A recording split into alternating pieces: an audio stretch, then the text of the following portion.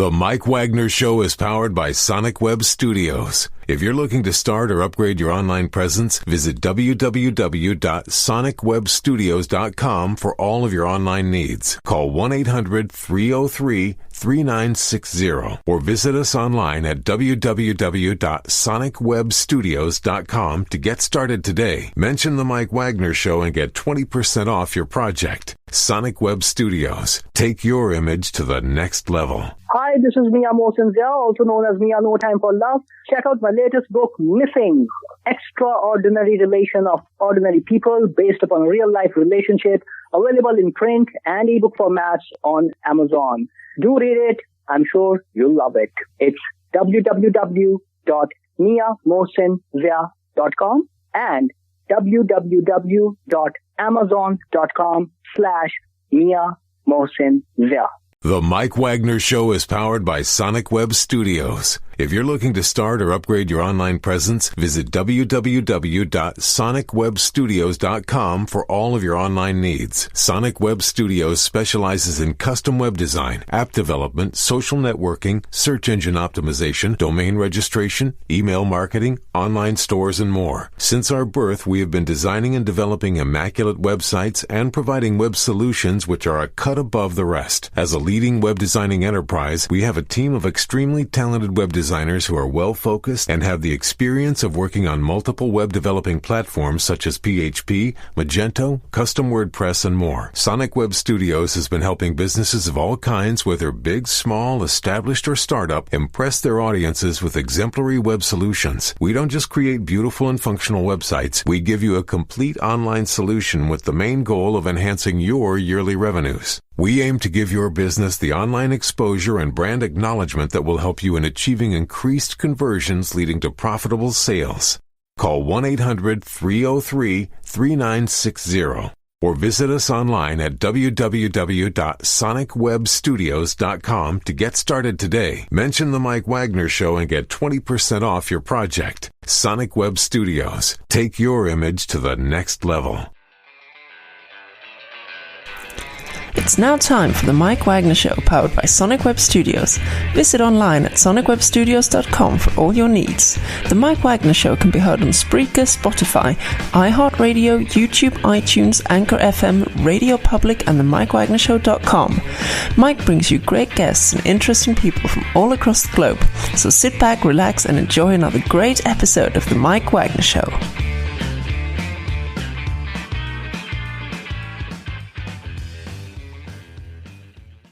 Hey everybody, it's Mike from the Mike Wagner Show, powered by Sonic Web Studios. Visit online at sonicwebstudios.com for all your needs. Looking at a professional website without breaking your budget? Sonic Web Studios is the answer. Sonic Web Studios offers fast, affordable custom web designs that blow the competition away. Call today, 1-800-303-3960. That's 1-800-303-3960. Or email to support@sonicwebstudios.com. Mention the Mike Wagner Show, get 20% off your first project. Sonic Web Studios, take your image to the next level. Also, the Mike Wagner Show can be heard on the MikeWagnerShow.com. You can check our Facebook page at facebook.com/the Mike Wagner Show. You can download and listen on Facebook, SoundCloud, Spreaker, Spotify, and iHeartRadio. Also on Anchor FM, Radio Public, iTunes, Google Play, along with Amazon, Audible, and over 25 podcast platforms. Take the Mike Wagner Show with you on any mobile device. Subscribe to the Mike Wagner Show on the YouTube channel, and follow the Mike Wagner Show on Instagram and Twitter today. We're here with a wonderful gentleman who is born in Milwaukee, now based in Southern California. He is one of the most sought-after bass players in music today. He's contributed over 2,000 albums. He's played with James Taylor, Jackson Browne, Carole King, Phil Collins, James Taylor, Toto, and more. And he also participated in other albums, like, say, with Air Supply or the Bee Gees, Roger McGuinn, and Carla Bonoff, Jimmy Buffett, Glenn Campbell, and the list goes on and on and on and on.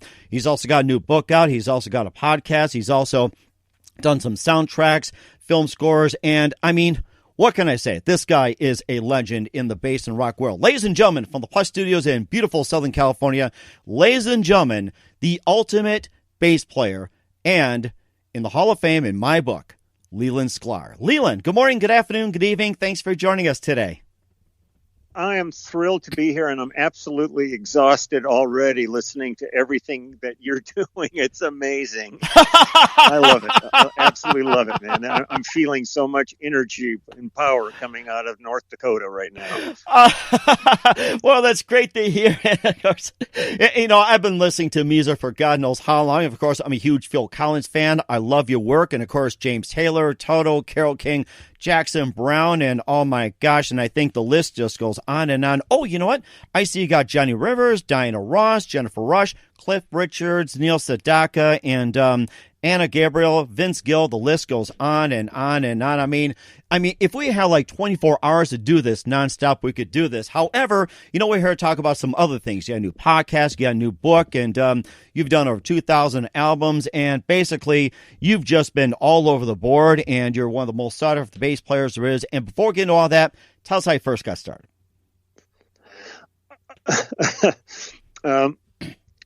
Well, first off, I just want to say it's been a remarkable, crazy, sad, tragic, wonderful year this year. Watching everything that's taking place with the pandemic and the music community. So for me, it's been really just kind of a surreal year. I mean, I've been playing music since I was 5 years old. I started as a classical pianist. And when I was 12 years old, I went into junior high school, assuming I'd be the pianist. And music teacher said, we got a ton of piano players. We need a string bass player. And he turned me on to string bass, and I never looked back after that. But I feel so fortunate every day that I'm still getting to do the thing that I love the most and is really what my DNA is all about. And I pinch myself just because I enjoy pinching myself, but I also pinch myself just because I feel so fortunate that I've had the run that I've had, and so much of it is with people that I've have been lifelong friends, and in the community of musicians is pretty spectacular. Mm-hmm. Yeah, it has to be very spectacular as well, too. And I forgot to mention the section as well, too. That's best way known for Asylum Records, and we'll talk about that. And, of course, it sounds like that, being a bass player, you just got hooked on as well, too. And who are some of your favorite artists and musicians and singers growing up for you? That I've either listened. Do you mean listening to or having played with? No, listening to when you like in your younger days, growing up. Yeah. Oh no, I was really fortunate that I grew up in a very eclectic musical household. So my folks had a great record collection of everything from Mozart and Beethoven to Martin Denny to great jazz albums. All kinds of stuff. So I listened to as much as I possibly could.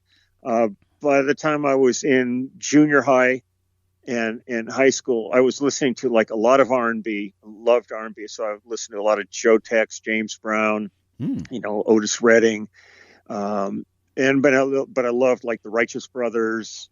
I used to practice to all of those people, and that was kind of where I developed my playing. Was playing along with, I would sit with my bass in front of my parents' hi-fi and put these records on and play along with them. And it was a great education. Even though I had formal education, that was really where I developed my real passion about playing. And then, of course, the corner was turned when the Beatles arrived in America, and when I wrapped my head around that, I was off and running, and fell in love with that entire, like so many players, the English invasion as they time in music. So I was trying to absorb everything, styles within that, but that whole period of Hendrix and Vanilla Fudge and Cream came and played in my college gym. I sat there in 1968 watching them playing in the gymnasium, and it completely blew my mind, and saw Hendrix play a number of times and stuff. So, yeah, but LA was a very fertile ground musically. There was a lot of stuff both going on live, and then, with, collecting records and what my parents had and all that. So I was exposed to a tremendous amount of music, and I'm forever grateful of that, because it's really helped me have the career that I've had. Mm-hmm. It sounds like you had a really wonderful career. And what do you consider your favorite albums of all time? It's like, growing up and now and everything. What do you consider some of your favorite albums? You give me like 3, 5, whatever it is, and the ones that that really influenced you. God, well, let me give some thought to that. Take your time. Take your time. I mean, yeah, it's hard sometimes to pull like all the stuff like runs through my mind, but I go, what the hell was that album called? What was that? I'm blanking here. I could talk about this, stuff I've worked on, but the stuff I listened to as a youth growing up. I mean, I was a huge Gershwin fan, and Aaron Copland. So, I mean, Appalachian Spring, and certainly, Rhapsody in Blue and Concerto in F, any of the Gershwin stuff. But I'm trying to visualize my parents' record collection right now. And at this age, visualizing anything becomes a challenge. It's sorry to say. And of course, you can take your time if you want to throw them in. That's fine too. And I was just thinking about some of the jazz as well too. And if you listen to jazz, and the question I often ask is, what are your thoughts on "Bitches Brew" by Miles Davis? That has to be the ultimate standard. Well, it certainly is one of the great standards of that whole period. But there was also people like Jimmy Smith and Thelonious Monk. I mean, I was a huge jazz fan, and we had albums by Ray Brown and Mingus and Red Callender. So I was there was a lot of exposure. McCoy Tyner, Jesus. Suddenly I jumped into the Wayback Machine. Sherman and I are heading back there now. Okay, Mr. Peabody, take your time. Exactly.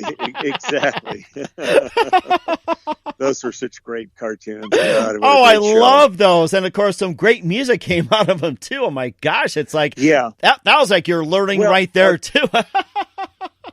Well, I'll tell you too, when you really look back at like the people like Carl Stalling, who did all of the classical Warner Brothers cartoons, the music in those was staggering. I mean, in complexity and emotion for what they did. There's recordings of those recording sessions that are just amazing, and you're hearing this absolute cacophony taking place.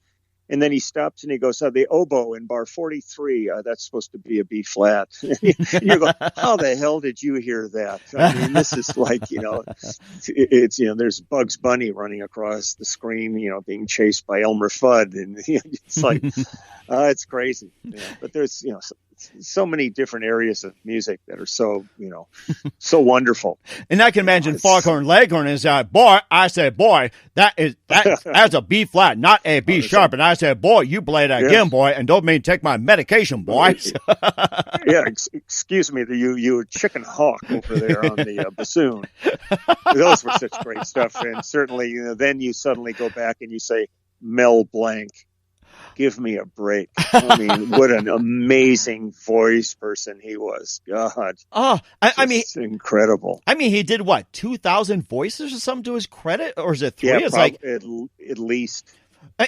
Something too, talking about Mel Blanc. My son Sean sent me a thing on YouTube, or Mel Blanc was on the Tonight Show, and Johnny Carson goes, "Is that really you, or are you imitating someone?" Mel Blanc goes, "No, that is me. That's me."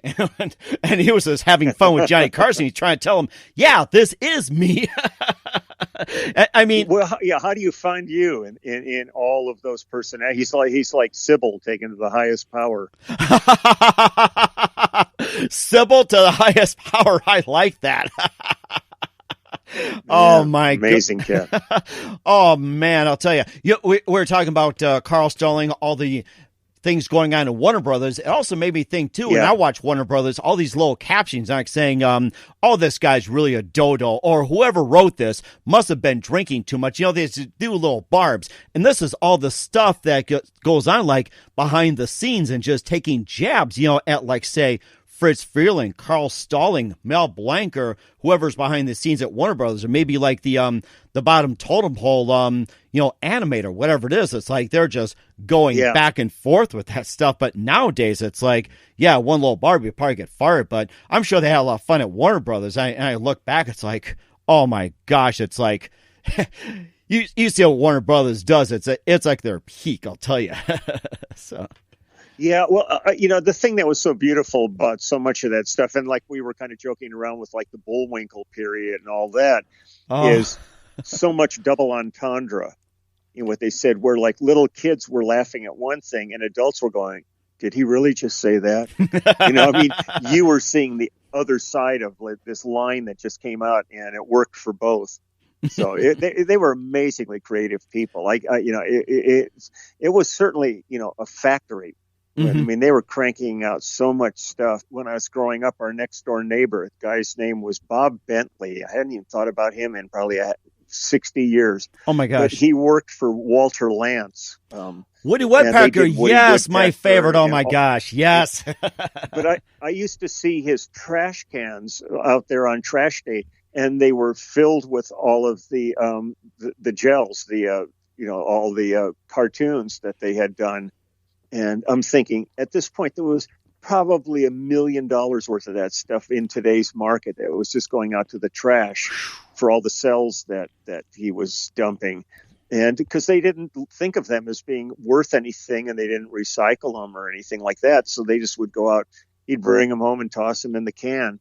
Mm-hmm. And now I go back in the Wayback Machine and grab a couple of boxes of those, and you could retire on that. It's amazing how things have changed. And it's amazing too. I can imagine myself going over there and getting hold of a Woody Woodpecker error, but then it's like that can probably run $1 million on Amazon, eBay, or say with Jay-Z or whoever's rich out there, or even Jeff Bezos could probably buy that thing for $1 billion. It's no problem, and they'll try to resell it. But I also thought about too, like we talked about Bullwinkle and Jay Ward. I remember watching as a kid too, and I just laugh at all the stupid stuff, Bullwinkle getting blown up, or Natasha bonking Boris on the head, or Rocky just like banging into a tree. That was the only thing I understood, but I didn't catch all the dialogue. It's like blah blah blah, and I thought, oh, cute, like that. So, I remember there was a racetrack, and they were having a race idea, but as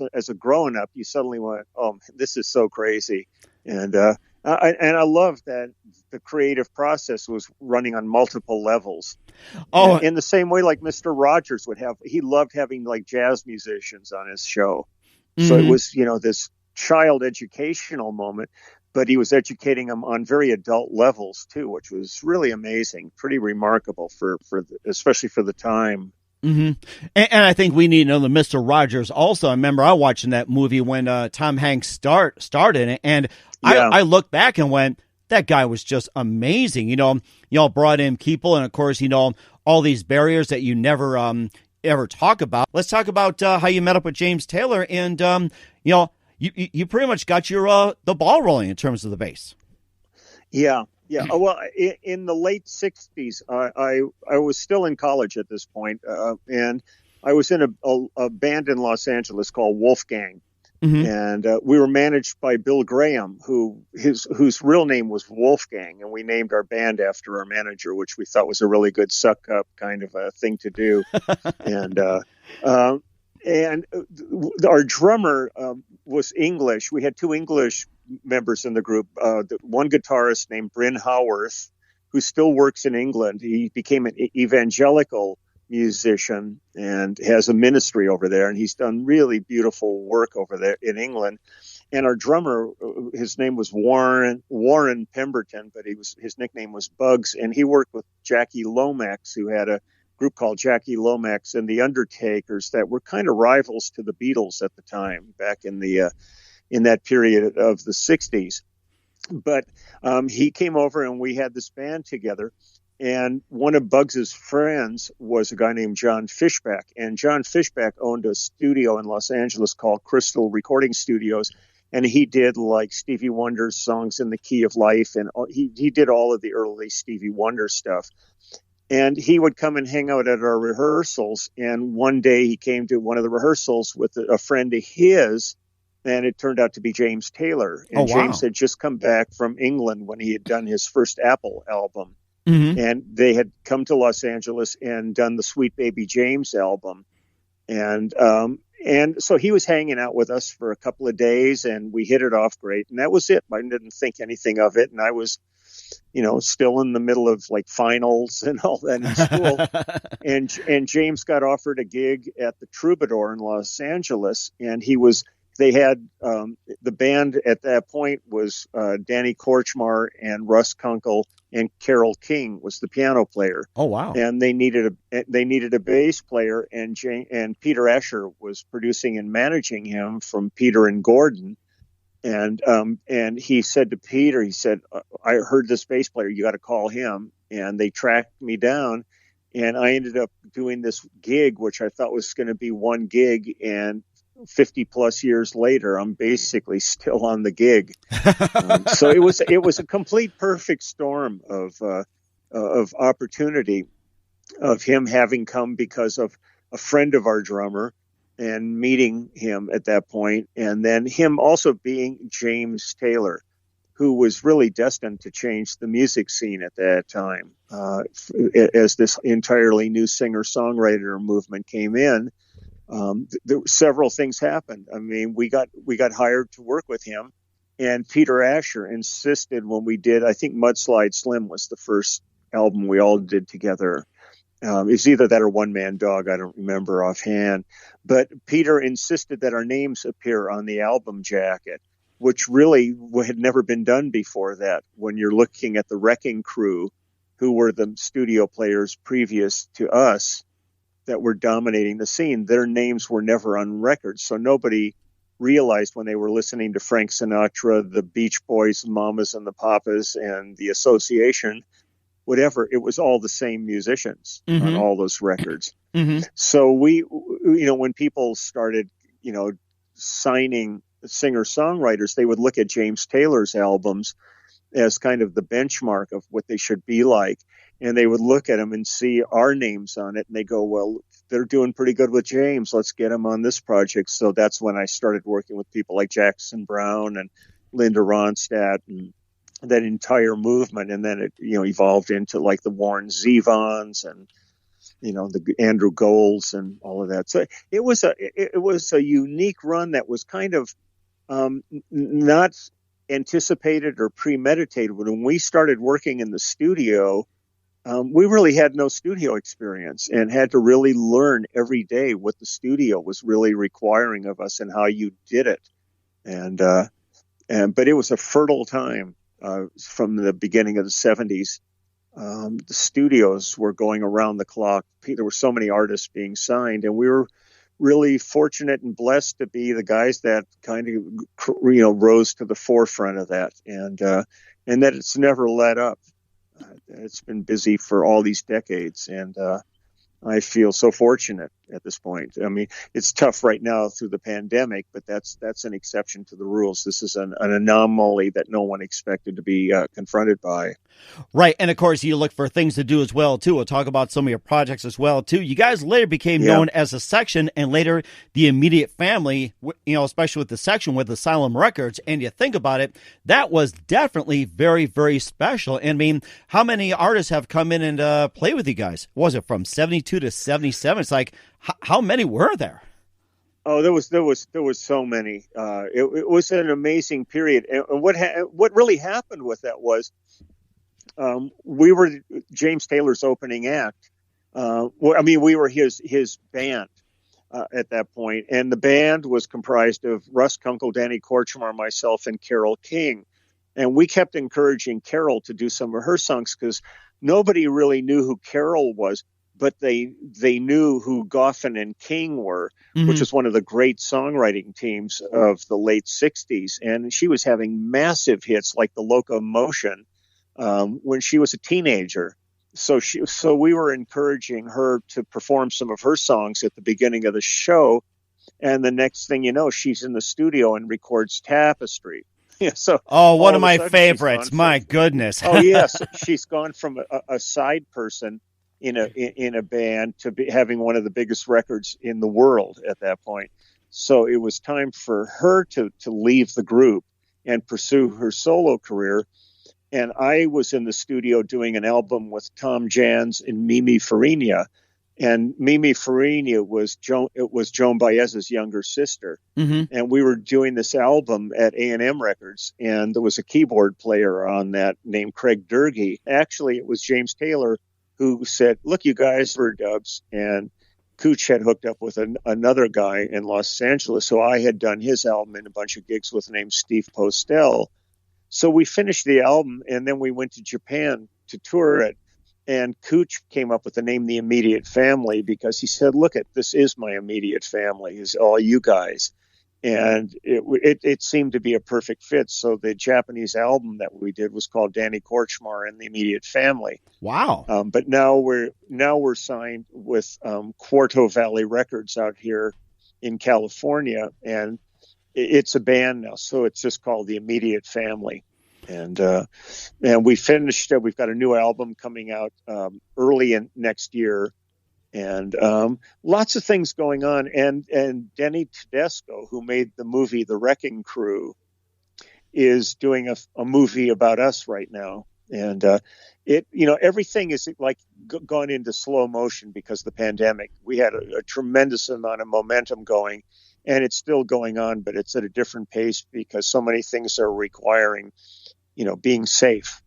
And so, gathering, and there's a ton of interviews in the can for the documentary and stuff, but I'm having the time of my life. I'm with my brothers who I've loved for a half a century playing with, and we are now the act rather than being the guys backing the act. So it's a pretty cool time right now. I mean, with all the grief in the world, I feel very fortunate that I have this vehicle to emotionally vent through musically. That is one heck of a story, I'll tell you that. And of course, you worked with Phil Collins, Toto, and I'm going to throw some names out there. And let's talk about Phil Collins first of all. What's it like working with Phil Collins? He's one of my favorites, by the way. I absolutely love Phil Collins, and Phil Collins and I met doing a Lee Ritenour record back in, I think, around 1980. And we hit it off, and Phil asked me if I could do his next tour, which was going to be for Face Value. And I said, man, I'm already booked with James Taylor. I can't do it. But I said, I'd love to work with you someday. So if there's any chance. And he called me to come over to England in 1984 to do his No Jacket Required album. And then we spent all of 85 on the road promoting that. But the thing that was so strange about that experience was that when we started the tour, he was still not really that well known. I mean, he was known as the drummer in Genesis, but not as a solo artist. And then Susudio got released as a single, and it just blew the top off of everything. And suddenly these theaters that we were going to be playing turned into arenas, and they had to change the whole direction of the tour. And it was amazing to be, there at Phil's side watching this kind of meteoric thing happen to his career.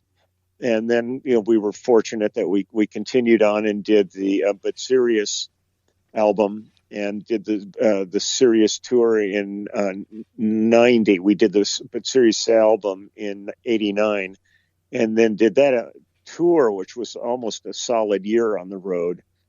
And then we kind of parted ways through the 90s and then rehooked up back in the early 2000 to do the first Final Farewell tour.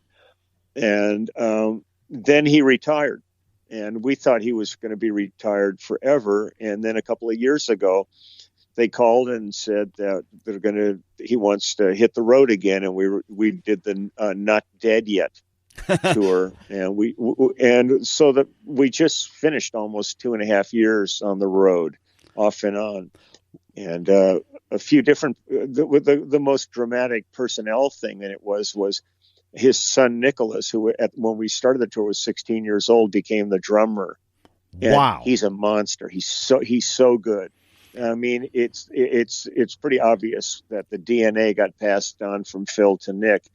And Nick's, I think, probably 19 now, and wow. one of the most wonderful young men you'd ever want to know, and a great musician. So I have great hopes for his future. But it was a trip being on stage with Phil, and Phil would turn around and look, and there's his son playing drums behind him, carrying.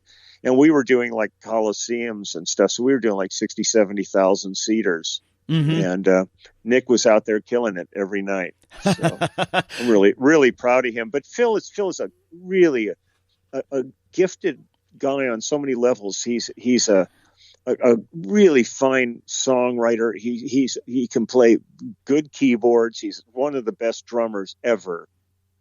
Playing drums, playing bass with him as a drummer is one of the easiest fits I've ever had in my life. Plus, he's a really fine actor. Mm-hmm. If people ever get a chance to see Buster, about the great train robbery in England. Yes, that was a really good Buster, one. I loved it. Yes, I love that one. Buster was great. Yes, he was great in that. But he's a really kind of one of those Renaissance guys that kind of whatever he tackles, he really does a pretty great job on. And he's going through right now a whole bunch of personal issues that have been in the press, certainly out here and stuff. But as a musician, I really can't think of anybody I've ever worked with that I would consider better than Phil. Mm-hmm. He's right at the top of the food chain. I would say so. And of course, when you mentioned about Phil, exactly, it's exactly it. But people start to think when they haven't seen you in a while, is this guy even still around? And then so they just thought it was the perfect title for. And I think that was his book that he did too. Is called Not Dead Yet. Mm-hmm. And of course, another legendary group you also play with, Toto as well too. And early days, it was just all studio musicians just coming together. And tell us what's it like playing with Toto. Well, I'd known all the guys since before they formed Toto. Steve Lukather, I did some of Lukather's very first sessions when he started getting into the studio scene, and he was about 19 years old at the time. And I knew David Page, something like that. They were on the road in Dubai Jazz Festival and we were out for many months. And that's when we recorded the Falling in Between live album. And it was a great lineup with Greg Fillinganes on keyboards and Tony Spinner playing guitar, Lukather playing guitar, Simon Phillips on drums, and myself and Bobby Kimball singing. Then a few years later, they called me and asked me if I would come back with them again, because after that tour ended, I had other obligations, so I couldn't go on the next year with them. And so they called me back, and I went back with them. But this was with Shannon Forrest on drums, and Joe Williams was singing, and Steve Porcaro and David Page and Lenny Castro and Steve Lukather and Mavuto and Jenny were the two background singers. So it was interesting to really go out with these guys with two completely different lineups. And I loved it. I wish I could have gone on with them again, but I had suddenly, when we finished the last tour with them, that's when Phil started. And so I had to bail on him at that point. So it's like a tragedy of riches. You'd love to be cloned and be able to do everybody. But you have to, your word is your bond, and I was already committed to other things. So that was it. But I love playing with the guys. They have a great book musically. They have so many great songs. And, Lukather, is still one of the greatest guitar players around. He's always been just a monstrous musician. And all the guys in the group were too. So I feel very fortunate that I had a couple of stints with these amazing guys. Very amazing. And girls. And girls, yes. And speaking of girls, you also play with Dolly Parton and Linda Ronstadt as well, too. You can tell us about what's it like working with those two legends. It was the trio when we did that. Like, I had worked with Dolly. I didn't play on 9 to 5, but I did all the other songs on the 9 to 5 album, and did a couple of albums with her, and then ended up in the movie Rhinestone with she and Sylvester Stallone. She asked me to come and be in that, so I was in the Rhinestone band. But so I had worked with Dolly. I had done a lot of work with Linda Ronstadt, and I had worked with Emmylou Harris. So when they put the trio together, the three of them, it was a great opportunity to work with all of them at one time, and I really felt really fortunate to do that gig, because they're three of the best singers in their selective fields, and certainly totally miss Linda at this point. She is one of the greatest singers of the generation, and and Parkinson's it's a real cruel thing, and taking her voice that was so beloved. And of course, we all feel for her as well, too. And you also worked with, we got a lot here, I'll tell you. So we got, worked with Cliff Richard for a little bit. You worked with Neil Sedaka and Vince Gill, too, believe it or not. Yvonne Elliman and Crosby, Stills, and Nash. Well, Crosby and Nash, and, maybe just tell a little bit. And if you want to throw somebody in there that I haven't mentioned, feel free. Well, one of my favorite albums I ever worked on, and most people don't even realize that in that genre that I did it, was Spectrum with Billy Cobham, which is still considered one of the quintessential rock fusion, jazz fusion albums of the early 70s. And there's a song called Stratus on it that the whole bass and drum part was lifted. Oh God, what was it? I'm blanking right now on the name of the group. Whatever. That was a remarkable project. And one of the things that was fun about it was when we had the section together, we went on the road opening for this group Mahavishnu Orchestra, which was John McLaughlin and company. And I got to know Billy Cobham, who was the drummer in Mahavishnu Orchestra, through that tour. And then he asked me if I would come to New York and do his solo album. And it was going to be he and Jan Hammer, who was the keyboard player in Mahavishnu. But when I arrived at the studio, Tommy Bolin was the guitar player on it. And when I was in Wolfgang, Tommy was in a group called Zephyr. Wow. And we were both managed by the same managerial team and had done stuff together. And we were really good friends.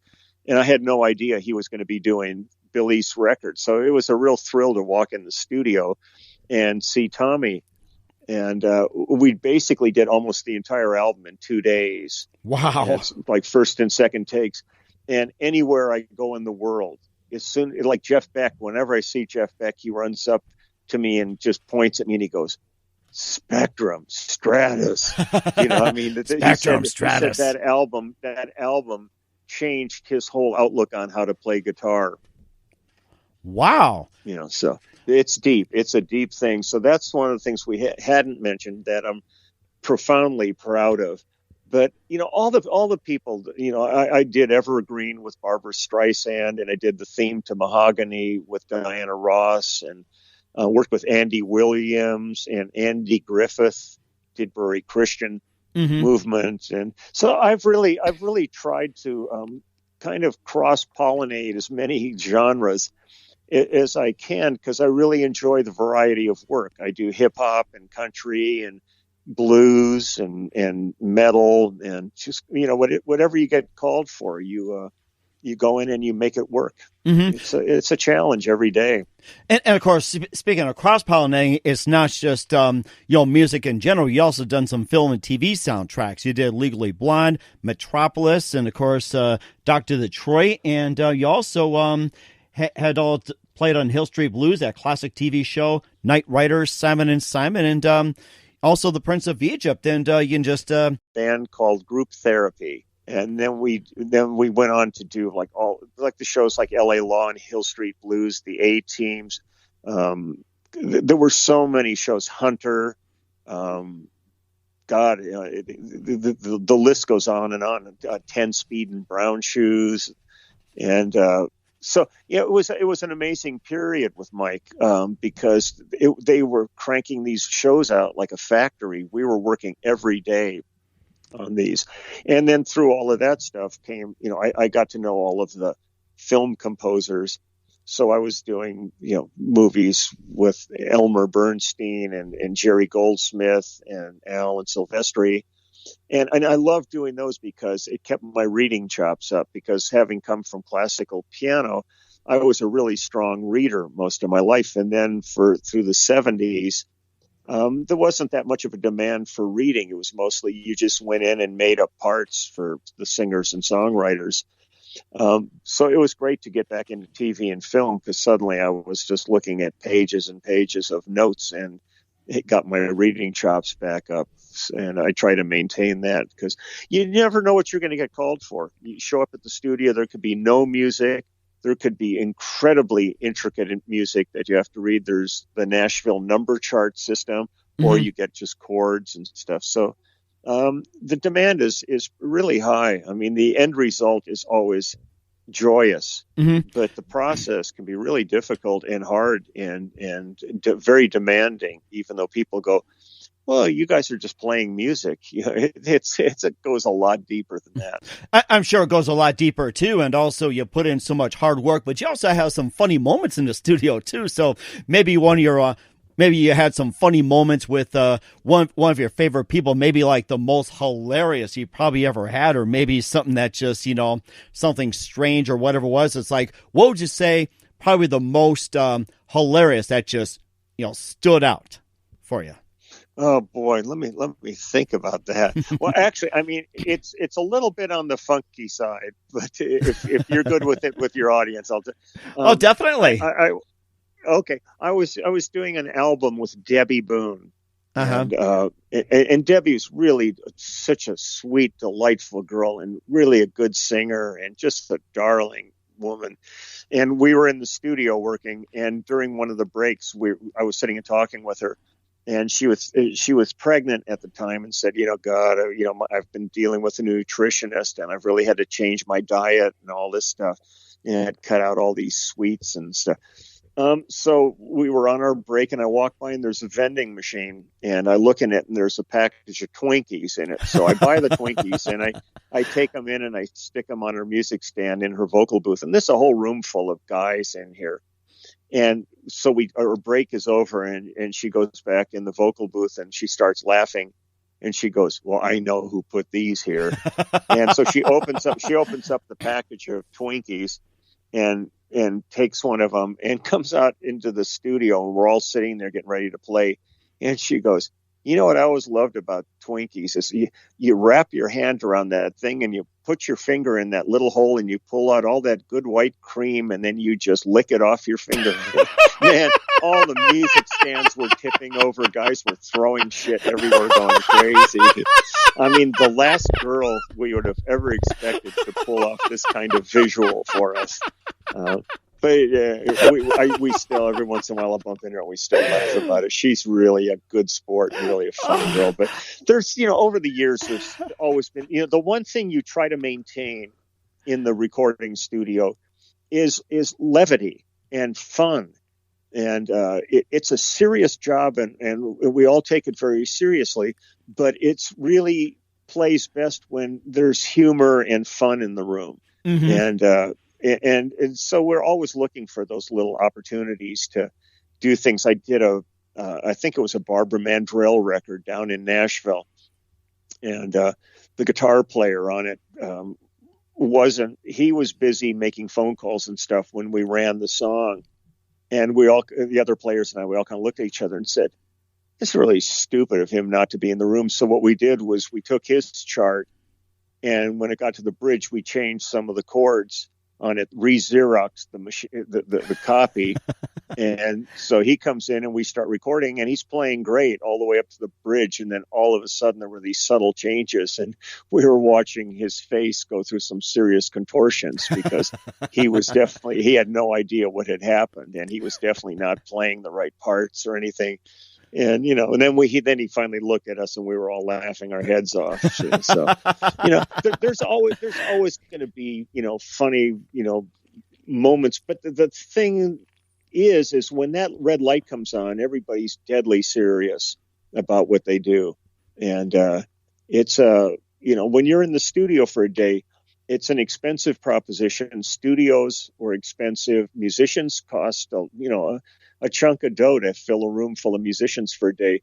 So at the end of the day, it's not like some jobs where if like you were, redoing an engine block and you weren't feeling good that day, you kind of thought, well, I'll just finish it up tomorrow. I'm going to go home now.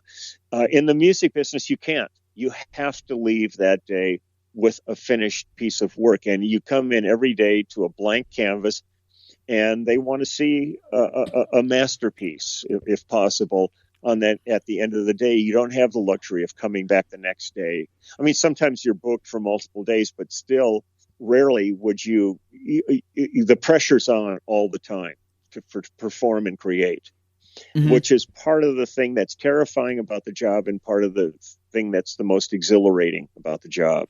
Mm-hmm. And of course, I can imagine with you working with Frank Sinatra, because there was some something I read too where he'll go maybe a couple hours and say, I'm not feeling it, send everybody home, they get paid. But then he'll go in almost like 24 hours, and then he'll go to a restaurant and just have some coffee and just close the place down. So yeah.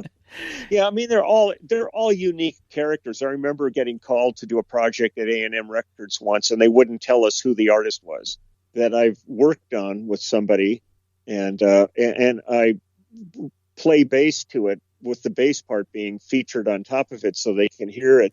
But I also tell stories about the process and all kinds of different experiences, and kind of it just keeps growing weekly. I'm up to about going on 140,000 people on the channel right now. Wow! And I started a clubhouse on it that I do 2 live streams a month, and then once a month I do one-on-one Skype or FaceTimes with people for about 10 to 15 minutes, and so it's been really this kind of an accident, and it's really low tech, and everybody keeps saying don't change a thing, because some people say, oh, we can get you a better mixer and mics and stuff, and I'm like sitting there in the peanut gallery with this kind of really low tech goofy podcast or YouTube thing, but it's really made me feel viable and engaged, and the people who have really logged into this thing are really dedicated to it, and we're really all like, this is my second immediate family with all the people that are on this channel. We just did a live stream yesterday, and it's so much fun, and I do about 2.5 hour live stream with them. And I really enjoy it. So that's been going on and this is because of COVID, because I had time to do something that my year was booked up through February of next year, pretty solid with work, a lot of it overseas, and in an instant it all disappeared. And I sat there and I went, what the hell am I going to do now? So I've got the YouTube channel going, and then we're just finishing I've never had a website before, so we're finishing the website because I just did a book that I never thought I would get around to doing, and it's a photo book. It's about 6,000 pictures of people giving me the finger. I'm not one of them. I'll tell you that. I'm not one of them. I really enjoy it. Do not expect the middle finger from me. Trust me. Well, the book's going to be the title of the book is Everybody Loves Me, and it's being printed right now. And I'll be taking. I'm going to open up the website probably next week for pre-sales on it, and I'll have the books by the end of November, and they'll be in people's hands by the holidays. And I wanted to have something that was just fun. And this whole thing with the fingers started as a complete accident, where when I was on the road with Phil Collins in 2004, I had a bass tech named Steve Winstead. His nickname was Chinner. And so they hired me, a bass tech, and I'd never really used a bass tech before. I always did my own gear. So I really didn't have much for him to do. And we were going to be on the road for like a year. And he ended up becoming like a general gopher for everybody. He was, it helped the singers and all that stuff and percussion. But I had minimal needs, so we would joke about that all the time, because I think when he came on the tour, he had come off of some tour where bass player had like 10 basses and wanted new strings every night and worked him to the bone. And suddenly he comes in overqualified, and I'm saying, I really don't need anything. So at the end of the tour, though, there was word that Phil was going to retire. And I thought we had about 100, with band and crew, there's probably 120 people on the road. And I thought I may never see a lot of these people again. They were from Europe and all over the States. So I decided I was going to take pictures of everybody and make a little folder in my computer just for myself. And the first guy I walk up to is Chinner, and he's sitting at his laptop. And I said, "Hey, Chinner, give me a smile." And he gives me the finger instead. He loves you. Yeah. And I looked at that and I went, actually, this is pretty cool. So I went and got Phil to give me the finger, his manager, everybody in the band, all the crew guys, truck drivers, bus drivers, caterers, everybody. And I had, probably 150 pictures, and I put it away like I intended to. And then when I went out with Toto a couple of years later, I did the same thing. And it started to take on a life of its own. And I've got in my computer, I've got over 12,000 pictures of people. And it's everybody from like Jack Nicholson to Gwyneth Paltrow to Jack Black to Bernie Williams from the New York Yankees to all the musicians you could imagine. And plus just the average people on the streets, cops and nuns. And we've put together this really beautiful coffee table book that's about 300 pages of thematic pictures of people flipping me off. And I'm really I can imagine about it. I can imagine nuns. Heaven help us. Oh, it's great. It's great. And the nun who I have in there, she said, "Look, I was a high school principal." She says, "This doesn't bother me at all." So, it's one of these things that another thing that if it hadn't been for the pandemic, I would have never done this, even though people have said to me for years, "Are you ever going to do that book?" Because, they all, so many people have kind of honored me with their finger. And the thing is, when I'm looking at this, there's like a finite amount of ways of giving the finger, probably really about 5 or 6 ways of actually doing it. But the faces, when they do it, are infinite. And that's what I really focus on, is the things from just the expressions on people's face when they're doing it. It's pretty classic.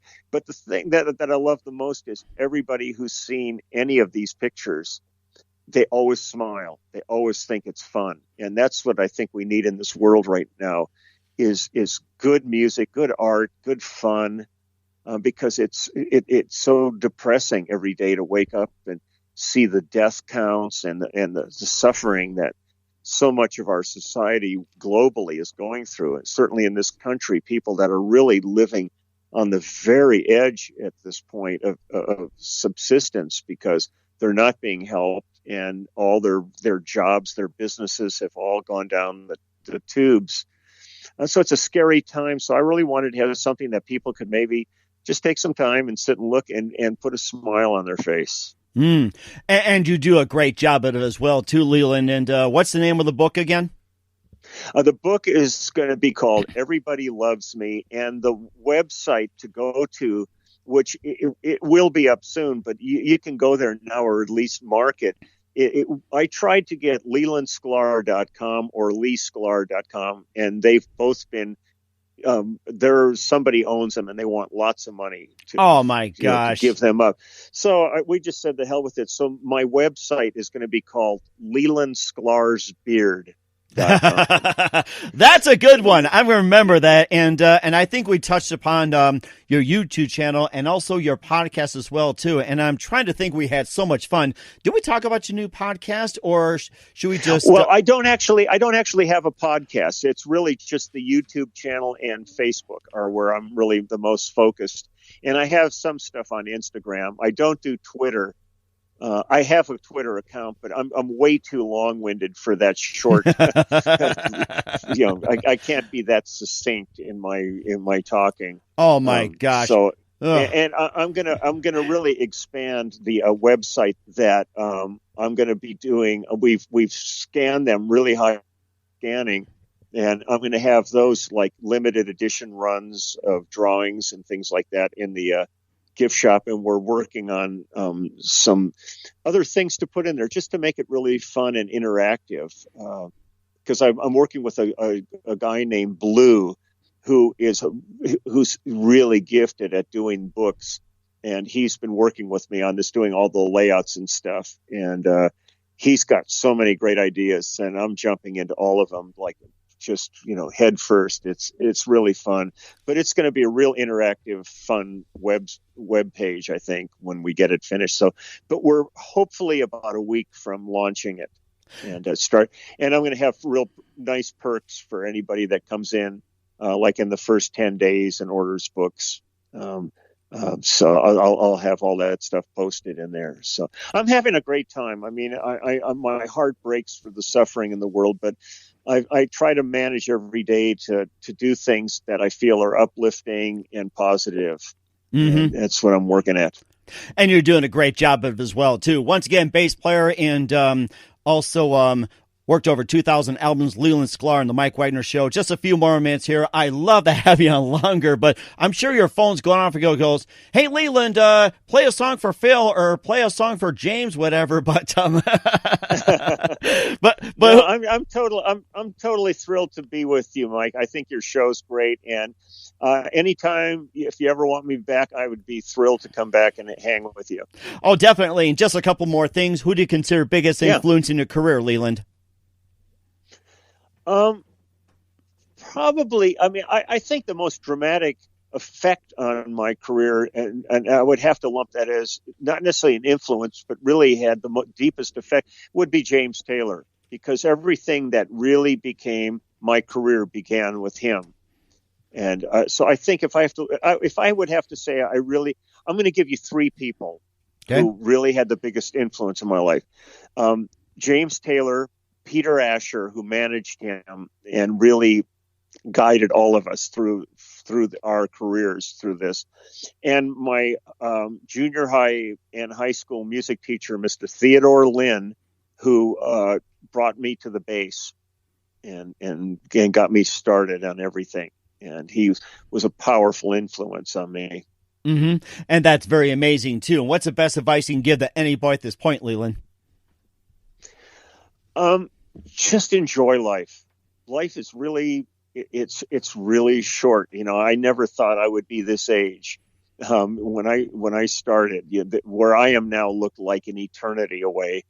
So try to enjoy as much of it as you can, while you can.